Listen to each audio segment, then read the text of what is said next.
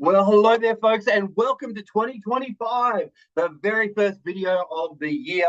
And I'm super excited. You are following this channel. You are someone that wants to take their communication skills, their presentation skills, and their training skills to the next level, which is super exciting. And it is awesome to have you here in 2025. So, this year, the first video of the year, I'm actually going to talk about the opposite of what we all want to talk about, which is essentially all the reasons why somebody wouldn't want to actually improve their communication. That's been an interesting thing to think about, but we need to appreciate that there are a lot of mental roadblocks that will actually prevent someone from actually making the decision and taking the action to actually improve themselves in 2025. And we need to appreciate them. There are so many great resources out there.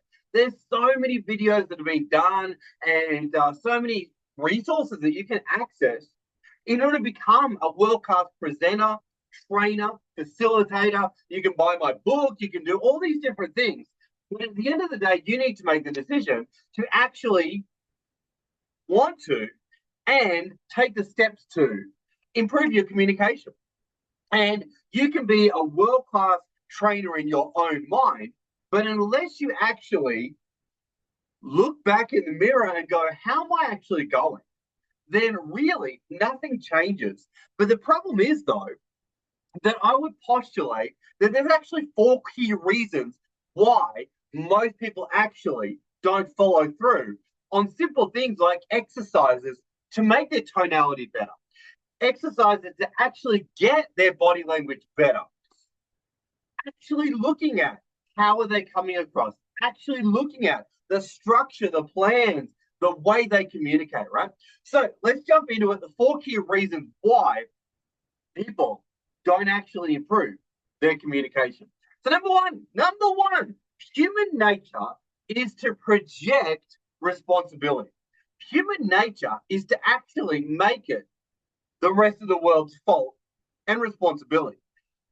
So what we find is that as a human, we will walk around and because of psychology and because we don't automatically view ourselves, we view the world, there is a tendency to go, okay, yeah, I'm doing my best. I'm coming across perfect. So, of course, it's the rest of the world's responsibility. And how it's reflected back is because of them, not me, right? So, human nature, we're going to project the responsibility of communicating well to the listener, all right? Which is all fine, but that is one of the major barriers to us actually becoming better and looking in the mirror. Because when we look in the mirror, we're actually faced with the real truth. And the real truth is, how are we coming across, right? So whether that's in your corporate workshops, whether that's in your mini coaching events, whatever it may be, you need to have the humility to go, okay, how am I coming across? Point number two is changing your own behavior takes time, energy, and effort. Changing your own behavior takes time, energy, and effort, which is a little bit uncomfortable. And most people will run away from the uncomfortable. And that's a part of human nature. It's one of the reasons why we don't dedicate ourselves to actually communicating better or having the humility to say to ourselves, how else could I say that? How else could I come across? How else could I approach this situation? Point number three. Point number three is saying hurts the brain. We need to appreciate that in order to have massive breakthroughs, in order to have breakthroughs in interpersonal communication, it requires a level of openness. It requires a level of being present for yourself and for another person. But the challenge is that the human brain is actually wired to conserve energy. It's wired to be egocentric. It's wired to focus on ourselves. And when we are put in that position of tension, We are looking to conserve energy as much as possible, not actually be even more present for another individual. We are wired to shut down. So, in order to actually improve our communication, we need to make the decision to stay curious and stay curious longer. But that takes mental effort, emotion, and a lot of attention on our part. So, doing things like meditation, sport, or any kind of other activity that expands your mental threshold is what allows you to stay curious longer. All right.